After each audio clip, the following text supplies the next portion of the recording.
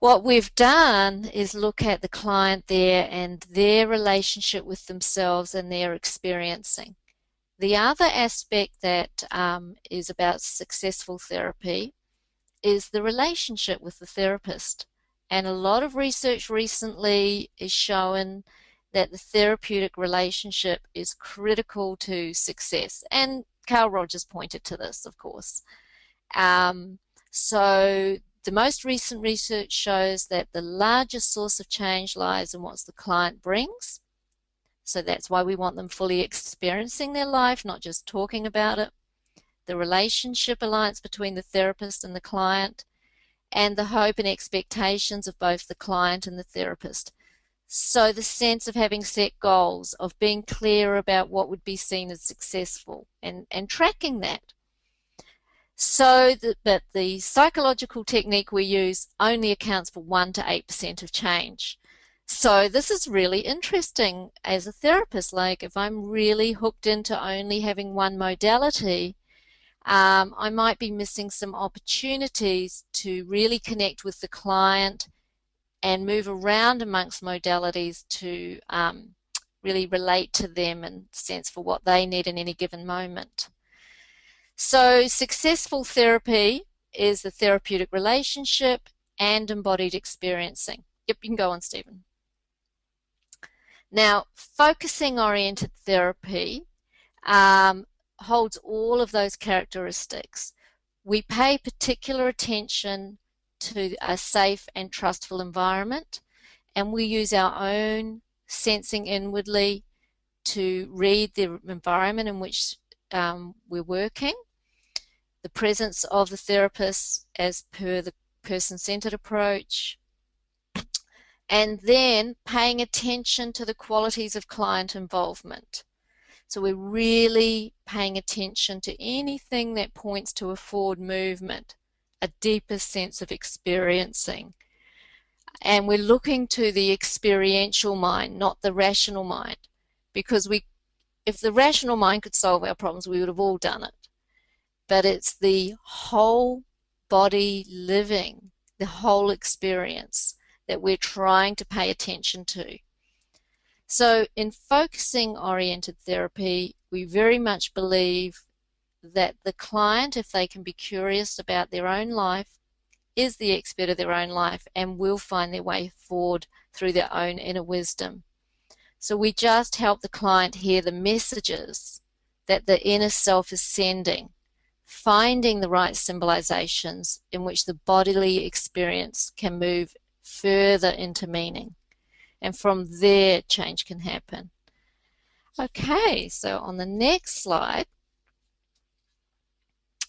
I just want to link now to what we know about attachment and child development and psychological development. So we know that when the needs of an infant are not met or get stalled for whatever reason, that certain aspects of psychological development get stopped.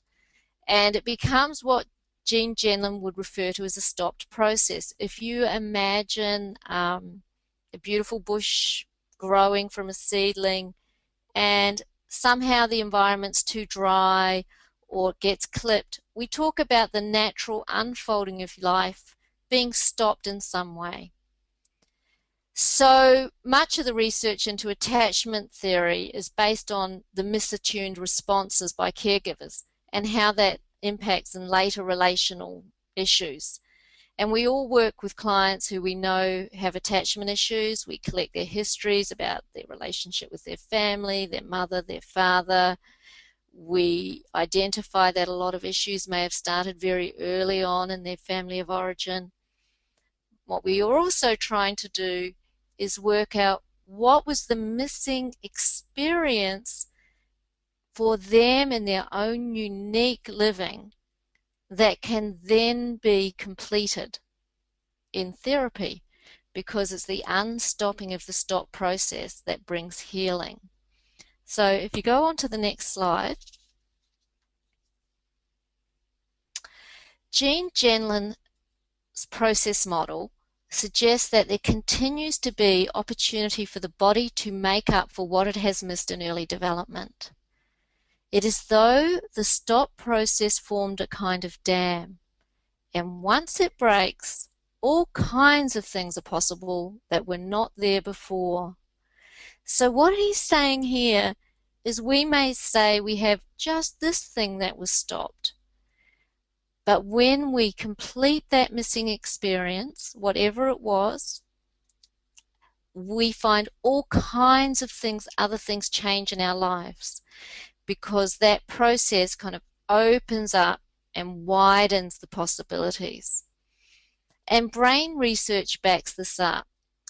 Alan Shaw has written a lot about this, has a lot of other researchers, Cozzolino, Dan Siegel, and they're saying that what's happening is it's clearly evident now that we as adults have a plastic brain, and that anything that we change as adults is possible to live out in our lives. So there's evidence that the prefrontal limbic cortex, more than any other part of the cerebral cortex, retains plastic capacities of early development. So it is possible to relate and fix and take care of any attachment-related issues that are still playing out in an adult's life. So what we're saying here is if the brain is plastic, so we can heal even as adults. Sorry. Okay, yep. So that's why focusing really works, because we're working with the brain, we're working with plasticity, we're working with attachment, we're working with our biology, which is in our body, and we're working with the relationship.